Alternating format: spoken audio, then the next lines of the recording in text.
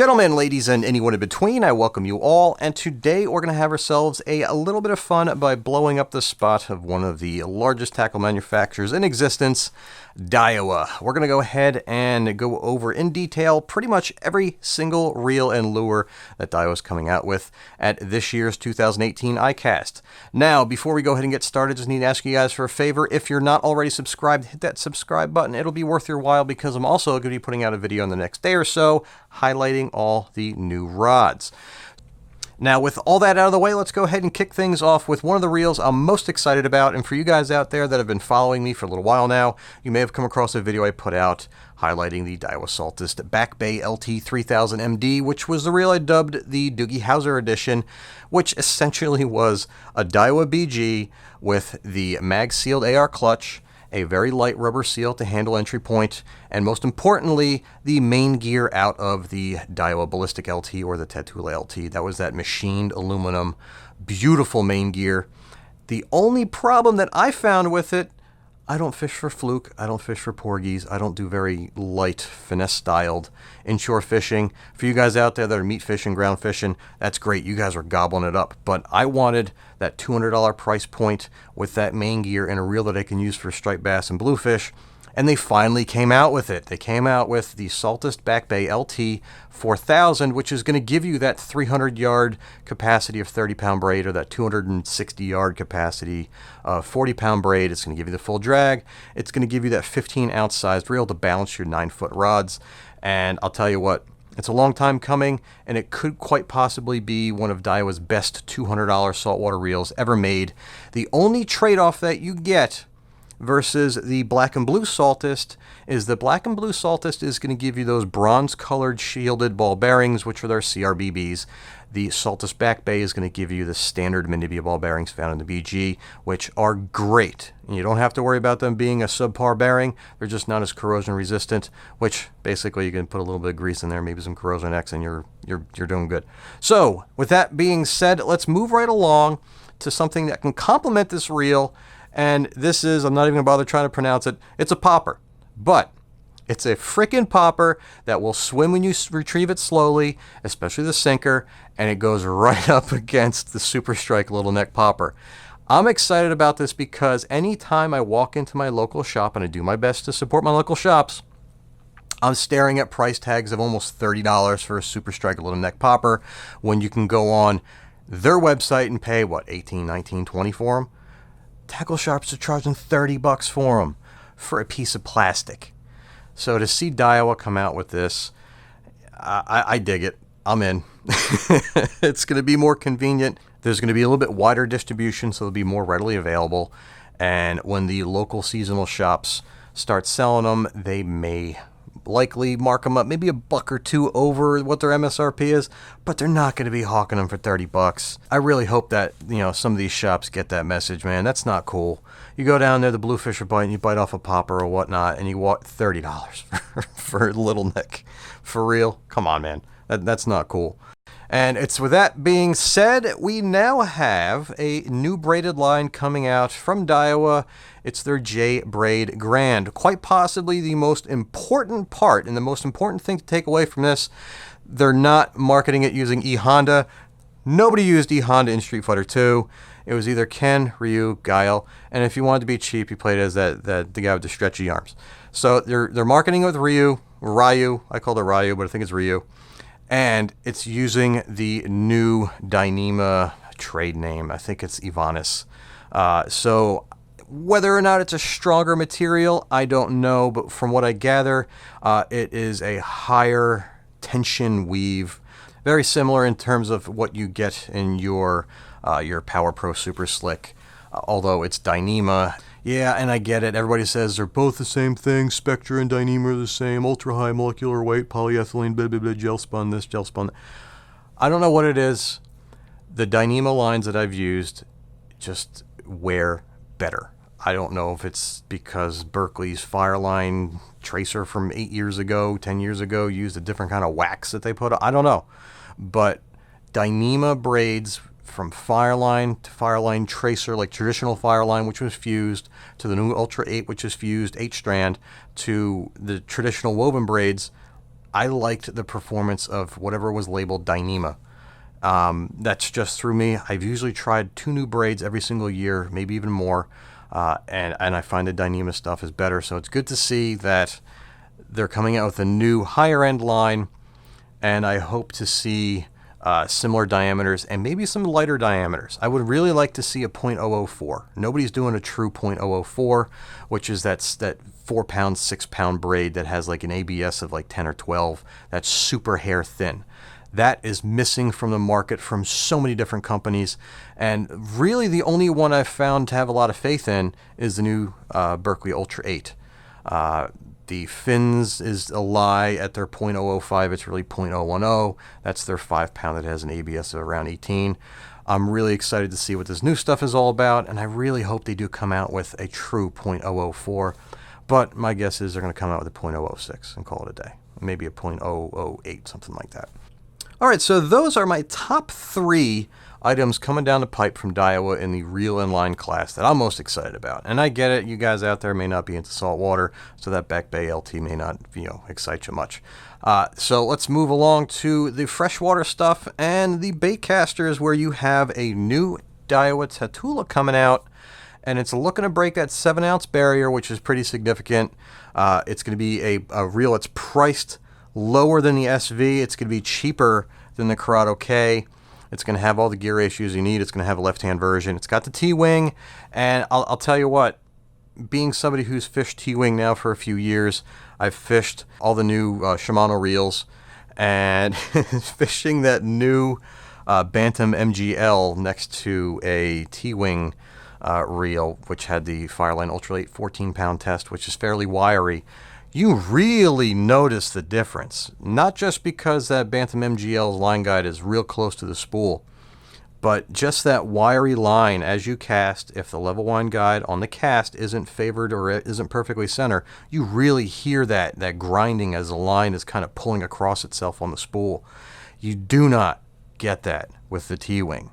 It comes out smooth. If you're a kind of guy that uses a lot of braking, you'll feel the weight in the rod tip when you cast. That's the resistance of the spool brake almost pulling on the rod tip as the lure is kind of pulling on it. You know what I mean? Did I word that right? I don't know. You don't get that with T-wing. So for people out there, the T-wing's just marketing. It's not marketing. It makes a difference. Whether you're getting 10, 20%, if you're using 4-pound braid, if you're using 6-pound braid, you're probably not going to get much of a noticeable difference. If you're using 40-pound braid or 16-pound fluorocarbon, you may notice some distance increases, but it's a smoother experience in the cast. Whether you notice it much more over the Metanium or the Corrado K, where it has a level line guide pushed further out, not so much, but it is slightly noticeable if you fish them side by side. It's like shopping for a TV. It looks great in the store. It looks crappy against its competition, but when you get it home, it looks like the best thing in the world. You want to brag about it to your neighbors, and you bought it at the grocery store for $3.99. Now, with that being said, they're also coming out with another 200 size Tatula. So for you guys out there throwing swim baits, you're going to have a larger capacity. You're going to have everything else that goes along with a bigger Tatula, I guess. Now, with the 2 tats out of the way, let's kind of move along to this new series of reel that had shown up a few months ago. Legacy Outdoor Fishing posted the picture of it, and here are the specs.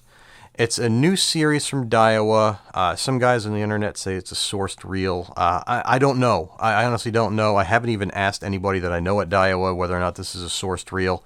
It's a $100 reel. They have ones that are, I think, 70 and 50. So they're more budget minded, but their whole purpose, the reason why Daiwa is coming out with these reels, from my perspective anyway, is they want a more compact reel.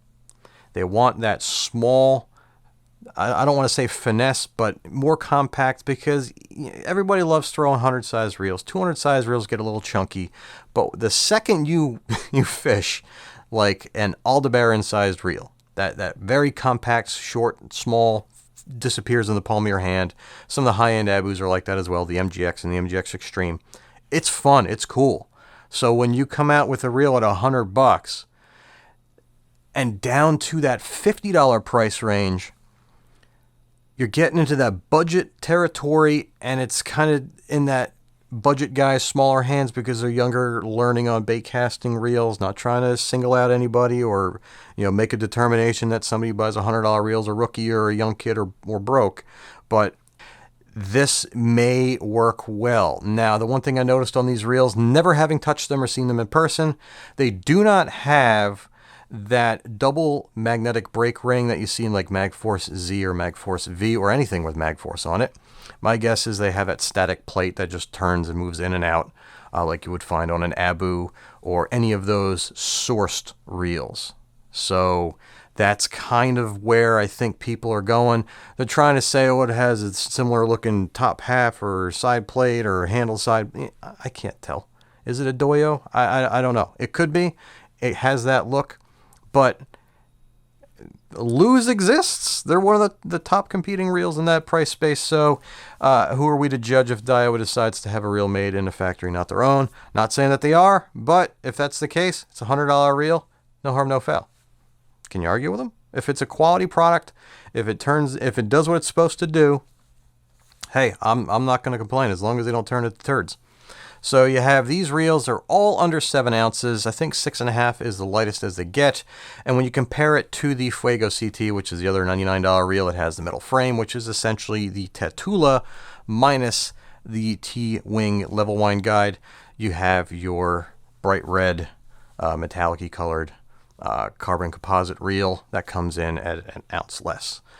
So that pretty much sums up everything coming down the pipe from Daiwa at this year's Icast in terms of your freshwater bait casters. They do have the Revros LT spinning reel, which is this guy right here, is coming in at a lower price point than the Legolas, the guy from Lord of the Rings, which is below the XLR.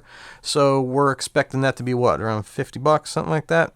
It has that same looking handle that the Legolas has, which is going to be that hex shafted handle, but it's a lightweight handle. If you compare it to some of the other reel handles on the market that are just usually cast metal and weigh 2 ounces just in the handle, it's good to see a lightweight setup in a budget class spinner. And then you have the 2 spinners coming down the pipe for the micro trout guys or even your ice fishing. These 2 reels here come in at under $50 and come in at around 5.5 or less ounces. So that about covers all the freshwater reels coming out at this year's Icast, and I apologize that I don't know whether or not the Exist is going to show up at Icast or that new Ryoga is going to come out at Icast.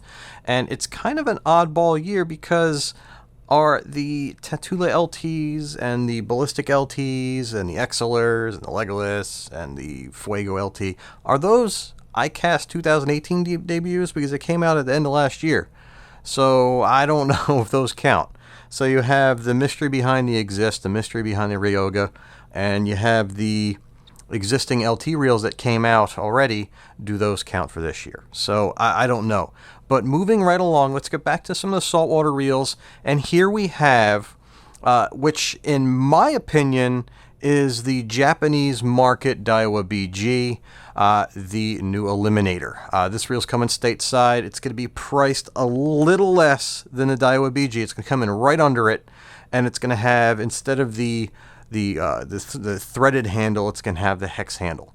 That's essentially the only difference that I can gather between the two. It's just going to be a lower price point and be essentially the same reel, just have that different way of connecting the handle, thread versus hex. And you guys know me, my opinion, whether it matters or not to you, I don't know. I'm all about the thread on handle versus the hex. And next up we have the new Psaltis conventional in a power gear model.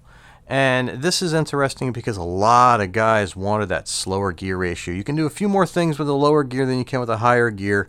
And, some of the guys out there have been clamoring for a slower reel. The Psaltis has a centrifugal brake, which is nice to see in a reel of this size. So that way you can kind of pitch and fly line baits out the back of the boat. You ain't got to worry about backlash, and you can throw it off the beaches and get good distance without exploding it in your face. And it's also worth mentioning that Shimano's coming out with the, I believe, Torium, is it? in its same low gear ratio. So there's a huge demand for the power gear ratio, the lower, more torquey gear ratio, whether you're a bottom fishing guy, if you're deep dropping. A lot of guys do like more torque. So you guys out there that have been clamoring for a lower geared, larger sized conventional can rejoice. And so, yeah, I think that I think that's about all the reels that I can think of that are coming out. Let's go ahead now and touch on some more new lures. And we'll start off with Evergreen and their ND. And if Matt Allen, if you heard him in his video talking about swimbaits, that this is one of the lures he had bought up on eBay anytime they would show themselves. And I know exactly what he's doing. There's a couple baits that whenever they pop up, I scoop them up too. And so, yeah, it was kind of a kick in the old testicles when Evergreen reissued it. And it's coming to the U.S. market. It's not cheap. It's going to be about a $90 bait. And this is the Evergreen ND jointed swim bait. And thoughts and prayers go out to Matt Allen and his father, who, if you saw on his Instagram, he was in a pretty bad car accident. So send your well wishes, thoughts and prayers out to him and his family. And I believe there was a fatality in that accident from the other party. So thoughts and prayers go out to that family as well. And we're going to segue away from that to a couple other baits that are coming out. Reissue baits. You have the DR Minnow and the other minnow. What is it? The TD minnow. Now, what's cool about the re-release of these two baits, this day and age, there are so many cookie cutter minnow baits out there. And yes, some of them dart off the center live, some of them have a nice erratic action, but not many of those have a very lively action on a steady retrieve, which is something that the TD and the DR minnows were really good for. So you can cast them upriver, swing them down in current, and once they get down below you, they start really getting lively. You can hang them in the current and generate strikes just by, a steady retrieve or just hanging them in current. Really cool to see those come back. And that leaves us with the last freshwater bait for Icast, which is the Nico Fat, which is another collaboration between Daiwa and Yamamoto. Now, this isn't their first collaborative effort. I believe it was at last year's Icast they debuted a few different style finesse worms. So this kind of follows that. If you're a fan of those, you'll probably be a fan of these. And with that being said, that finishes off pretty much every freshwater bait that I'm aware of. And we can now wrap things up by covering the last bait that I'm aware of coming to Icast from Daiwa. It's a blue water specific bait that was once only available on the Japanese market. It's their Dorado slider. Good baits, well designed, comes with very good hardware, ST66s on their largest model, which are 200-pound tuna capable. For you guys out there popping tuna, it's always good to keep sliders in the bag. If you're approaching while trolling, busting fish, it's a good thing to be able to just kind of wing out a slider off the side. And if you can't get hookups on poppers, throw a slider. Sliders are also nice because they're less likely to get blown out by an approaching tuna. Great baits. I've never used these Daiwa ones. I've used some different sliders in the past with good results. So with that being said, for you guys that are still with me, I appreciate every second of every minute you guys spend with me. Without you, I would have no reasons to be here. And for you guys out there that are new to my channel, please subscribe. Check out some of the videos I put out in the past. I think you'll find I don't do things like anyone else on the interwebs. Yeah, and with that being said, make sure you check out part 2, which is going to be covering all the rods and all the accessories coming out to this year's Icast 2018. Thank you very much, guys. Tight lines, and I'll see you soon.